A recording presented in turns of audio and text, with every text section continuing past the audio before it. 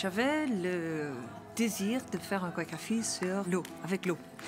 Et je pensais, tiens, pourquoi j'ai ce désir? C'est parce qu'il y a un aspect technique, pratique, un peu de difficulté, et j'ai toujours pensé, bon, c'est trop difficile. Là, j'ai pensé, oh, tout est possible, de l'eau. Et tout de suite, j'ai pensé aux sensualités de l'eau. Quand on prend une douche, oh, on est sous l'eau. Et on savoure tout ce qui se passe. Et la chaleur, est-ce que ça amène au corps et comment ça change l'humeur. Et puis se baigner dans la mer et les vagues et tout. Et Ludovic est venu avec cette magnifique composition qui m'a inspiré beaucoup. Puis j'ai commencé à travailler dans le studio. J'ai fait beaucoup de mouvements, un peu comme ça. Bon, là, vous voyez bien dans la caméra. Je voyais aussi rien dans le miroir du studio. J'ai pensé, OK, ça, c'est pas vraiment de l'eau. Ça, c'est une tempête chaotique. Donc, il faut vraiment de mouvements ralentis. Et sensualité n'est pas vraiment... Donc, j'ai pensé, il faut vraiment montrer le changement. Donc, j'ai beaucoup travaillé le changement dans le corps. Et là, j'ai pensé, tiens, s'il y a un énorme, un fondu que je fonds, il faut un contraste avant. Et comme ça, j'ai trouvé le mouvement de marcher avant. Parce qu'au début, je voulais juste commencer. Donc, j'ai pensé, non, il faut un contraste. Donc, très rigide. Et que ça ouvre. Et des mouvements avec des mains. Et je bouge pas autant avec mes mains dans mes chorégraphies. Et ça me plaît beaucoup. Et me toucher. Tu es venu avec cette idée d'utiliser mes pieds et ça me parlait beaucoup de jouer avec et pendant ce temps toucher et bouger quand même.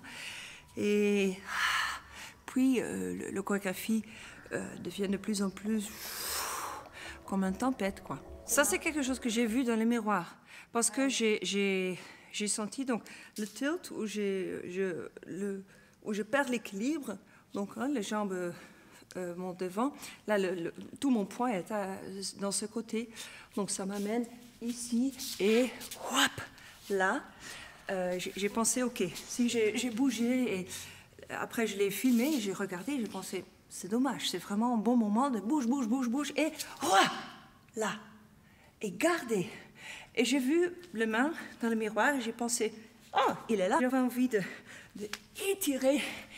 Et là, le bras bouge. J'ai pensé, tiens, faisons ça, cette recherche. Donc, une petite recherche. Et c'est intéressant parce que tout d'un coup, je suis un peu attrapée. Je me sens un peu attrapée.